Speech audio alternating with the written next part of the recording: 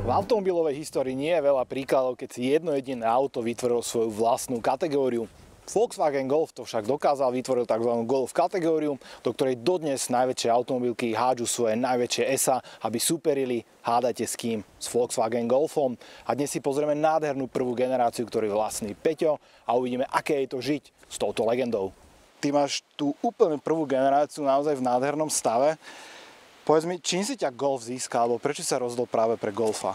Získal si ma tým svojim riadením, ľahkou karosériou, tými jazdnými vlastnosťami a v tej dobe tak dosť posunutou technológiou dopredu. To je, aký rok vyrobí toto? 75. Tá prístrojová doska dodnes nie je popúkaná, pokrivená, keď si spomenieme napríklad na prvé favority, ktoré sa po prvom lete úplne zvlnili vnútri, tak toto auto vyzerá nádherne zachovalo. Bolo v takomto stave, keď si ho kúpil, alebo si začal ty robiť tie úpravy na ňom? Nie, nebolo. Všetko vlastne, čo tu takto je vidieť, sa robilo. Od laku až cez motor, podvozok, nápravy. Aj si ho vyváral, bol moc hnilý po tých rokoch? Boli tam nejaké veci, čo sa menili, áno. Ale nebolo to, nie. Vybral som takú kásňu, ktorá stála za to. Si mi odpovedal aj tú ďalšiu otázku, že keď si to kúpoval, čo bolo to primárne, na či sa pozeral, a to bola asi práve čo najlepšia kásňa. To je základ. Treba povedať, že toto nie je GTIčko, teda tá najlegendárnejšia jednotka. A je to verzia, ktorá má v základe motor 1.1 benzín, 37 kW. Auto koľko váži pohotovostná hmotnosť? 860 kg. Ale ty si počase dal samozrejme silnejší motor, novší, ktorý už dokáže s tým autom riadne zacvičiť.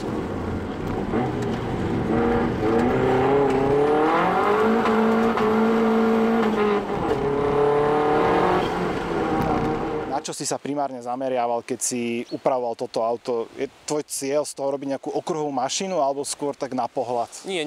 Bolo to taký kompromis. Aj pohľad, zároveň, aby to bolo ešte stále také šoférske auto, že tam je nejaký výkon, nejaké tie jazdné vlastnosti, aby to nebolo extrémne znížené na slovenské cesty a vlastne tým pádom nepoužiteľné auto.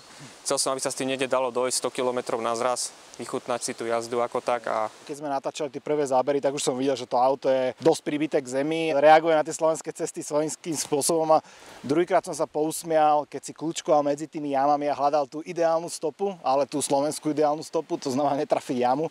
No a prvýkrát mi vyčaril toto auto úsmev na tvári, keď sme sa stretli na pumpe, a ja som si tak pred neho postavil a pozerám na tú jednoduchú úzku masku, na tie jednoduché nárazníky, na tie pekné detaily, tie linky na prednej maske.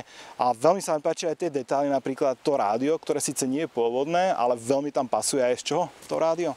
Z nejakej staršej Tatry. Naozaj rešpekt pre tebou, že si nemal tú tendenciu tam rvať nejakú brutálnu audioaparatúru, rezať do tých krásnych tapacírov. Tie sú tiež, predpokladám, úplne originálne. Sú pôvodné. Interiér je originál jednotka Golf, ale nie z tohto auta, skrz to, že ja som chcel s tou červenou linkou v sedačkách, tak to je z inej jedničky Golf. Ale je to pôvodný interiér bez čalónenia, bez opravovania. A podvozok tam máš aký? Je tu AP Gewindefahrwerk, výškovo nastaviteľný podvozok. Nechcel som mi to tých najlacnejších TA Technik z JOM, lebo to je potom už len ozaj na vizuálnu stránku, mať to max znížené, a ja som chcel, aby to auto aj fungovalo na ceste.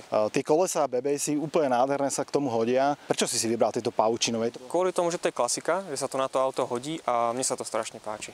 Tá farba toho auta bola tiež pôvodne červená, alebo si tak vyfantazíroval, že takáto kombinácia? Nie, pôvodne bola červená. Mne sa ani tak nejako moc červená neľúbila, ale tým, že bola pôvodne červená, tak sme ostali pri nej a nastrikali sme to na novo na červenú. Ty s týmto autom jazdíš každý deň do práce, alebo je to taká... Nie, to auto jazdí len keď je takéto pekné počasie, sucho, bez dažďa. A kde si ho našiel, toto auto? Kupoval si ho na Slovensku? Kupovali sme ho na Slovensku od jedného staršieho pána, dôchodcu. To je taká prúpovidka. On už bol tak starý, že už nemohol šoférovať, tak sa ho rozhodol predať. Je ťažké zháňať na takéhoto jedničkového Golfa veci? Nie, vôbec nie. Stále sa dá všetko kúpiť. Kúpuješ to eBay alebo originál? Normálne v autodieloch. Ešte si môžeš aj vybrať výrobcov, aký chceš. Svetla som kupoval práve že nové, predné sú nové hely, zadné som si repasoval. Všetky tie mechanické veci, ako sú čapy, riadenia, nápravy, brzdy, všetko sa dá bežne kúpiť, chladiče a takéto veci. Aj maska sa dá kúpiť. Už čo je problém troška, dajme tomu možno budíky a tieto veci, keď boli poškodené, tak to už asi je problém. Ešte budíky som si všimol, sú veľmi pekné, to sú originál, také vypuklé. Originál sú tie budíky, len s tým, že tachometer som si dal z GTI verzie, lebo je do 220 zachovaný, originál je do 180. Ja som veľmi zvedavý, ako takéto auto jazdí, pretože v Golfe jednotke som sa nikdy neviezol a navyše v takto krásne upravenom. My sme v nádhernom prostredí na N-kovom vršku, kde ten asfalt a tie cesty sú, myslím, že veľmi vhodné na takéto auto. Je to ďaleko lepšie ako kľúčkovať po tých kráteroch v mestách. Takže poďme si vyskúšať, ako sa vozí v legende Volkswagen Golf prvej generácie. Veľmi rád.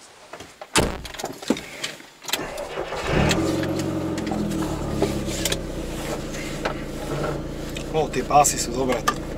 Tie sú veľmi dobré.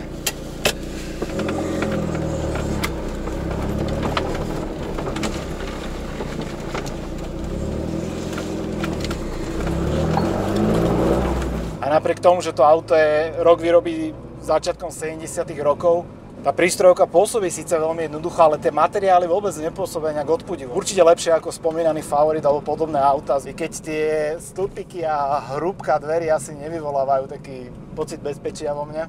Ale to, čo v moderných autách nemáš a už žiaľbohu nikdy nebude, tak to je napríklad ten výhľad z auta. A teraz ideme vlastne dolu kopcom na Jankovom vršku.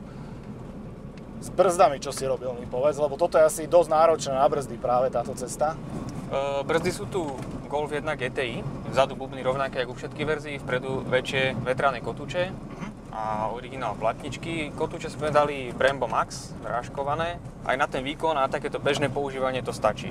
Keby už išlo o nejaké naháňanie sa na okruhu, tak samozrejme, že ich uvaríš. A celkom zaujímavé je, že vlastne aj GTIčko malo bubny vzadu. Áno. Pri hmotnosti Golfa sa to všetko postaví na predok, takže vzadu by to aj tak len stáli tie kolesa. Povedal si mi jednu veľmi zaujímavú vec, že vlastne Golf bol vždy cielený na rodiny, na mladé rodiny a dodnes je tak aj marketovaný. To, čo s tým súvisí, je práve to zadné pláto, ktoré má oceľovú výstupu v sebe. A to je kvôli čomu tam? Našiel som v prospektoch dobových, že vlastne tým sa prezentujú, že sa tam dá prebaliť dieťa a že znesie to aj teda zaťaženie. Položíš mimino na to zadné pláto, a prebalíš si dieťa. Pozerám, že aj riadiacu páku si tu dal, alebo nechal si vlastne z GTI, teda tú GTI. legendárnu golfovú loptičku. Neuvažoval si napríklad, že by si aj prečalúnil ten interiér do GTIčkových kociek? Uvažoval som nad tým, že by sa dali z dvojky GTI sedačky, rekara, prečalúnili by sa do dobových farieb. Interiér je vlastne komplet originál, okrem volantu a jedného prídavného budíka na dvoch. Ten volant tu je vlastne Momo. Veľmi malý priemer, na dnešné pomery úplne, že maličký, skôr taký motokárový. Šoferuje sa ti asi lepšie s ním, ako s tým originálnym. Áno, ja ho mám preto, mne sa s ním dobre šoferuje. Pekný na pohľad, hodí sa do tohto dobového interiéru. Ale servo to asi nemá toto auto? Nie, nemám servo.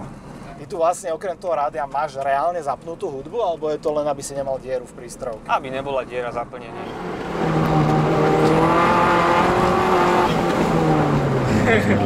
Auto má samosvorný diferenciál? Nie. S tým výkonom, ktoré teraz je nad prednou nápravou, tak občas je cítiť, že by si ho zaslúžil. Áno. Ten podvozok na limite, si s tým spokojný? Áno, na jednotke Golfe sa mi aj páči, že sa dajú nastavovať odklony vpredu, takže vieš si to poladiť, že keď sa ti zdá, že ti predok menej dlží, že to je nedotáčavé, spravíš si odklony, viac prilepíš ten predok, potom zase ti viac uteká zadok. Dá sa to ladiť. A tie gumy, ktoré tu máš, aká je to zmes? Sú to obyčajné Federali a je to vlastne 165/40/16 rozmer. Má na tej hrane tendenciu sa jemne sklznúť, ale myslím, že to máš veľmi pekne pod kontrolou. Hlavne to auto už poznáš, koľko ho máš, ako dlho? 7-8 rokov. A je to stále počas tých 7-8 rokov taký proces, že ho ladíš, alebo si ho dostal do nejakého stavu, že teraz sa iba vozím? Stále je to proces ladenia. Ale tak posledné 3 roky už je v stave, že už len vychytávam detaily. To je super stav, vlastne už ti robí radosť, už ti slúži. Áno. A bol Golf jedničkový vždy auto, po akom si túžil, alebo... Predtým som mal Škodu 100 a vlastne zo Škody 100 prejsť na jedničkový Golf bol zásadný rozdiel, aj keď sú tie auta ročníkovo rovnako, by to boli 75. ročník a potom ma to tak zaujalo, zapáčil sa mi strašne ten dizajn, aj ten taký ten štýl nemeckých aut na tých BBS kolesách a... Vieš si predstaviť, že miesto tohto auta by si raz kúpil niečo iné, alebo je tá Golf jednička láska na celý život? Vedel by som si predstaviť, že som si kúpil niečo iné. A to? Porsche. Išiel by som do 911 a keby som chcel niečo novšie a možno o pár rokov aj zaplatiteľné auto, tak by to bol asi Cayman. Spiatočka klasika dole, jak na Fabii. Počkaj, jak bola? Tak? Nie, počkaj. To? Tak? Máme dole, tak a dopredu. OK. Jak na Fabii. Maličky opatrne, nech nenecháme Vaňu. No, musíš takto zoškývať. Čak ty to poznáš. Strašne mi to pripomína tie moje staré auta. Jednak posilovač tu nie je, jednak tie dráhy, jednak tie pedále, ktoré sú tu takto rozmiestnené blízko seba. Mikrovolant, ja si nepamätám, že by som niekedy šoferoval auto, ktoré by malo menší volant. Naozaj, ale dobre padne do ruky. Ale čo sa musí nechať oproti moderným autám, ďalšie plus je tá spätná väzba do volantu. Normálne cítim, že ideme po tých listoch pri sávačku. To bola jedna z tých vecí, čo ma na tom Golfe zaujalo. To je aj na originálnych gumách, keby si mal vysoké palovny, tak tá spätná väzba tam je. Proste je to čistý hrebeň, mechanika a cítiš to tam. Presne tieto auta sú o tom, že nemusíš ísť rýchlo alebo na hranu, aby si to užil za volantom. Stále máš v každej situácii pocit, že máš navrch nad tým autom. Jaj, to je krása, ten odpor v tom volante. Už ťa niekto viezol v tvojom vlastnom aute? Áno. A bál som sa. Tak dúfam, že toto je iná story. Toto nie. A tie páčky pod volantom, to je ďalšia taká úžasná vec. Tenučké, jednoduché. Nie jak dneska, že máš páčku hrubú jak ruka a máš tam 300 funkcií. Tu je proste stierač a na tej ľavej to sú proste asi smerovky, hej? Áno. No, tak. A ďalkové svetla. Je to proste už jak aj dnešné auta, že furt tie páčky sú rovnaké, není to nejaké, že niečo iné. Tak. Už taký moderný spôsob stavania auta je to. Trošku čo mám problém v tomto aute, okrem tých krátkych nôh, že mám mierne skrčené, tak to sú tie spätné zrkadlá, ja tam fakt nič nevidím. Áno, to je jedna z veľkých nevýhod tohto auta. Aj pri cúvaní s týmto autom a parkovaní máš pocit, že tam je ešte miesto, vystúpiš a miesto tam už nie je. Kdežto napríklad, čo mám trojkového Golfa na dennodenné dochádzanie do roboty, tak ten je presne opačný. Že máš pocit, že už si blízko vystúpiš a je tam 30 cm miesta.